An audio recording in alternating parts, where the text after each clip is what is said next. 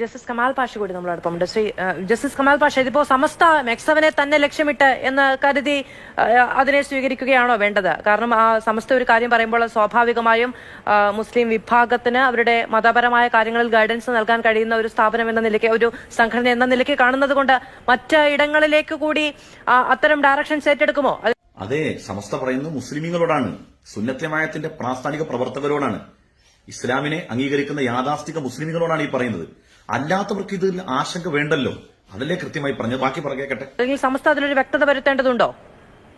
ഈ സമസ്ത എന്നും പറയുന്ന ഇതുപോലുള്ള സംഘടനകളൊന്നും എല്ലാ മുസ്ലിങ്ങളുടെയും വക്കാലത്തൊന്നും ഏറ്റെടുക്കേണ്ട കാര്യമില്ല. നിങ്ങളെയും ഒരു മുസ്ലിമുകളെയും വക്കാലത്ത് ഏൽപ്പിച്ചിട്ടില്ല. അത് നിങ്ങൾ മനസ്സിലാക്കേണ്ട ഒരു കാര്യമാണ്. നിങ്ങൾ ജസ്റ്റിസ് ആയിരുന്നു, അത് അംഗീകരിക്കുന്ന ബഹുമാനം നിലനിർത്തി പറയാണ്. ഇവിടെ ഒരു മുസ്ലിമിന്റെയും വക്കാലത്ത് നിങ്ങളെ ഏൽപ്പിച്ചിട്ടില്ല.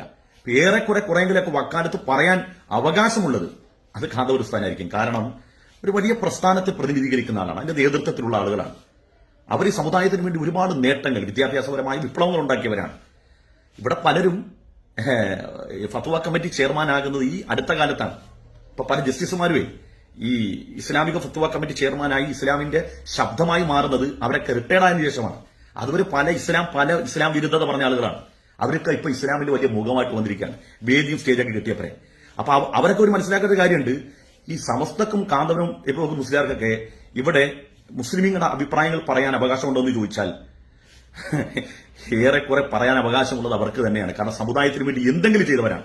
ഇവിടെ ചില ആളുകൾ അവരുടെ തൊഴിൽ കൊണ്ട്, അവരുടെ വരുമാനം കൊണ്ട്, അവരുടെ ജീവിത വ്യവഹാരം കൊണ്ട് സ്വന്തം കുടുംബം അവരെ ഊട്ടിയെന്നല്ലാതെ സമുദായത്തിന് വലിയ മെച്ചമൊന്നും ഉണ്ടായിട്ടില്ല എന്നുള്ളതാണ്. ആരെ പഠിപ്പിച്ചു, ആരെ നന്നാക്കി, ആർക്ക് ജീവിതം കരുപിടിപ്പിച്ചു കൊടുത്തു? ഇവിടെ ഈ 90 വയസ്സുള്ള താടി നിരച്ച ആ വയോവൃദ്ധനായ മനുഷ്യൻ, അദ്ദേഹത്തിന് ഇത്രയും കാലത്തെ ജീവിതം കൊണ്ട് ഒരു വലിയ വിദ്യാഭ്യാസ വിപ്ലവം ഉണ്ടാക്കിയെന്നേ. ഇനി അങ്ങോട്ടുള്ള ജീവിതം എന്തായി പോകുമെന്ന് അറിയാൻ വയ്യാത്ത ഇരുട്ടിൽ ജീവിച്ച മനുഷ്യർക്ക് അവിടെ ഡോക്ടർമാരായവരുണ്ട്, എഞ്ചിനീയർമാരായവരുണ്ട്, ലക്ഷക്കണക്കിന് ശമ്പളം വിദേശത്തും സ്വദേശത്തും മേടിക്കുന്നവരുണ്ട്. അവർക്ക് ഇനി അങ്ങോട്ട് ഒരു സ്റ്റെപ്പ് വെക്കാൻ കഴിയാതെ ആശങ്കപ്പെട്ടിരുന്ന മനുഷ്യർ, അവരൊക്കെ ഇപ്പൊ വലിയ നിലയിലെത്തിയെന്നേ. അത് ഈ വിദ്യാഭ്യാസ വിപ്ലവം കൊണ്ടാ, ഈ യാഥാസ്ഥികൻ എന്ന് വിളിക്കപ്പെടുന്ന ഈ മനുഷ്യന്റെ കഴിവുകൊണ്ടാ. എന്നാൽ തിരിച്ചു ചോദിക്കുമ്പോൾ എന്താണ് നിങ്ങൾക്കൊക്കെ പറയാനുണ്ടാകുക? എന്ത് ചെയ്തു സമുദായത്തിന് വേണ്ടി? സ്വന്തം കുടുംബം കരുപിടിപ്പിച്ചു എന്നുള്ളതല്ലാതെ സമുദായത്തിന് എന്ത് നേട്ടമാണ്? ഒരു മുട്ടുസൂചിയുടെ നേട്ടമുണ്ടെങ്കിൽ ഒന്ന് പറഞ്ഞു കേൾക്കട്ടെ. എന്നിട്ട് സമസ്തക്ക് ഇവിടെ ആരെയും വക്കാലത്ത് പറയാൻ അഭിപ്രായമില്ലെന്ന്, എന്തെങ്കിലും അഭിപ്രായം പറയാൻ ഉണ്ട് എങ്കിൽ സമസ്തയ്ക്കേ ഉള്ളൂ. ബഹുമാനപ്പെട്ട AP സ്ഥാനം മറ്റു പ്രസ്ഥാനങ്ങൾക്കുള്ളൂ, സുന്നത്തമായതിന്റെ പ്രസ്ഥാനങ്ങൾക്ക് എന്തെങ്കിലും പറയാൻ അവകാശമില്ല. അതാദ്യം ഞാൻ പറയുന്നത്. അപ്പൊ അത് അങ്ങനെയൊന്നും ഇല്ല, കാര്യമില്ല. അതിനകത്തൊക്കെ കുറെ കടൽ കിഴവന്മാര് കുറെ ഇരുന്നുകൊണ്ട് കുറെ അഭിപ്രായങ്ങൾ വിളിച്ചു പറയും. അവരൊന്നും ഇന്നത്തെ കാലാവസ്ഥയെക്കുറിച്ചോ ഇന്നത്തെ കാലത്തെക്കുറിച്ചോ ചിന്തിച്ചിട്ടല്ല ഇതൊന്നും പറയുന്നത്. അതേ, കടൽ കിഴവന്മാര് തന്നെയാണെന്ന്, വൃദ്ധന്മാര് തന്നെയാണ്, യാഥാസ്ഥികരെ തന്നെ അംഗീകരിക്കുന്നു. എന്നാൽ ഈ യാഥാസ്ഥികർ അവരുടെ ജീവിതം കൊണ്ട് എന്ത് ചെയ്തു എന്ന് പഠിക്കൂ, അവരെന്തൊക്കെ മാറ്റം ഉണ്ടാക്കിയെന്ന് പഠിക്കൂ.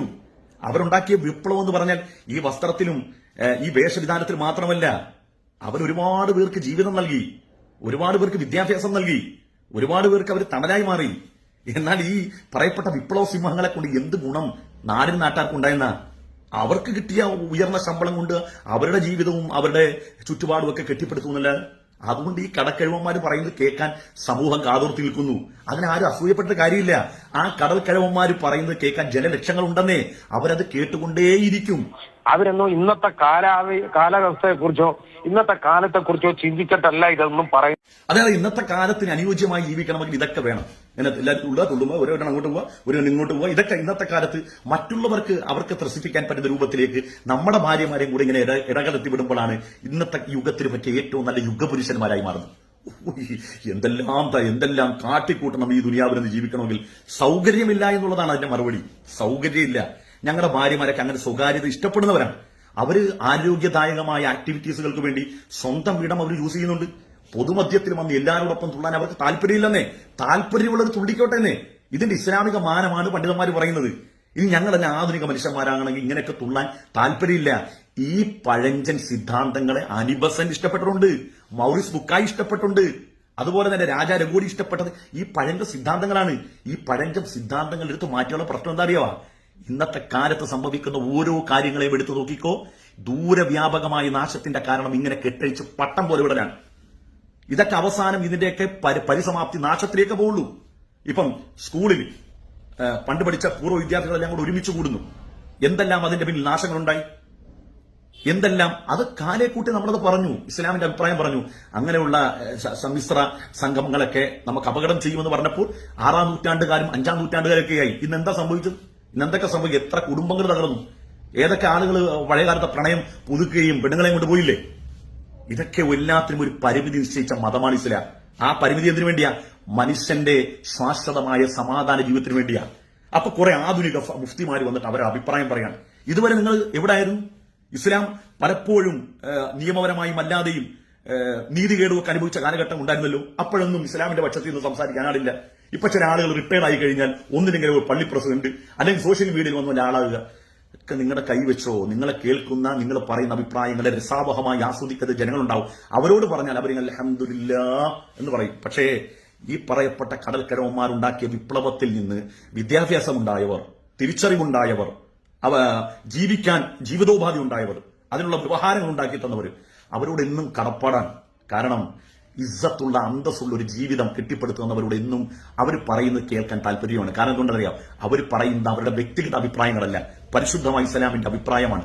അതുകൊണ്ട് തന്നെ ഈ ഉലമാഇനോടൊപ്പം ചേർന്ന് നിൽക്കാനും അവരുടെ അഭിപ്രായം കേൾക്കാൻ വേണ്ടി ഞങ്ങൾക്ക് താല്പര്യമാണ്.